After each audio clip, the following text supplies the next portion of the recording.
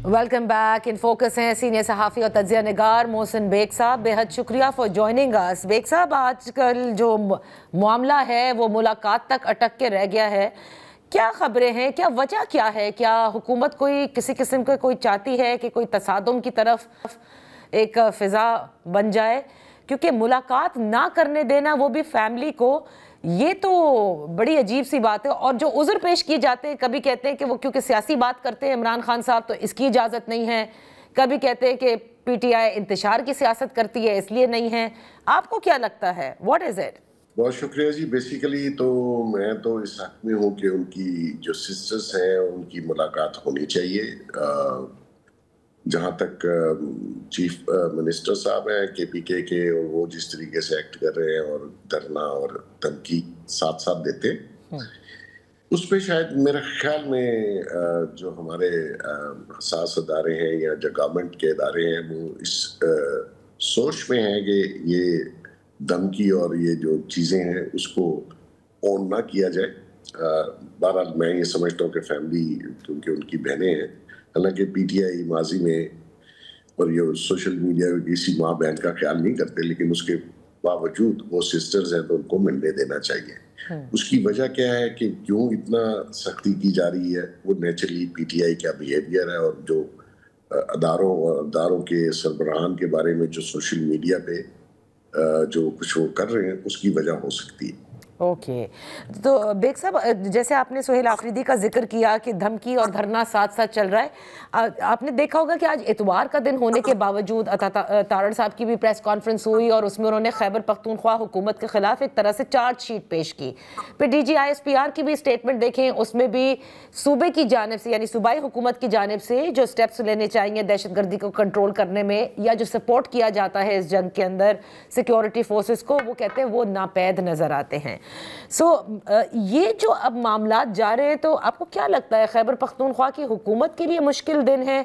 क्योंकि कुछ भी हो सकता है। क्या किसी एमरजेंसी नाफिज करने के लिए सोचा जा रहा है? कोई गवर्नर रूल के निफाज का सोचा जा रहा है? What is cooking?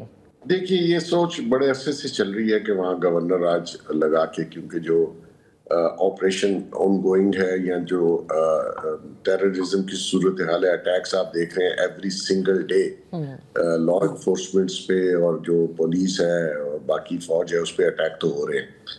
लेकिन उसके बावजूद जो मेरी राय है, और मैं ये समझता हूँ कि इनको गवर्नर राज की तरफ नहीं जाना चाहिए।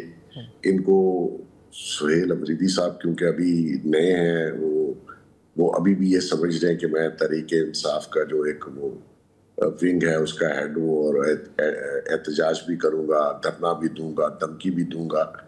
भाई, आप एक प्रोविंस के चीफ मिनिस्टर हैं, आपकी एज ए चीफ मिनिस्टर और भी बहुत रिस्पॉन्सिबिलिटीज हैं सूबे के हवाले से, और फेडरल गवर्नमेंट के साथ और अदारों के साथ आपने कोऑर्डिनेट करना है, क्योंकि ये जो दहशतगर्दी है ये खाली सिर्फ KPK के लिए नहीं, ये पूरे पाकिस्तान के लिए तकलीफ दे अमल है। बिल्कुल।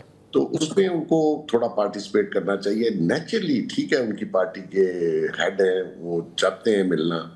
तो जब तक आप अगर आप समझेंगे आप धमकी और धरने से मिल सकते हैं, तो मेरा ख्याल में वो शायद गलतफहमी थोड़े दिनों में दूर हो जाएगी। अलबत्ता ये जो गवर्नर राज है या कोई और इमरजेंसी है, मैं बिल्कुल उस हक में नहीं हूँ। वो इलेक्टेड CM है, उसको रियलाइज हो जाएगा कि वो CM है, तो वो थोड़ा बिहेव भी करना शुरू कर देंगे।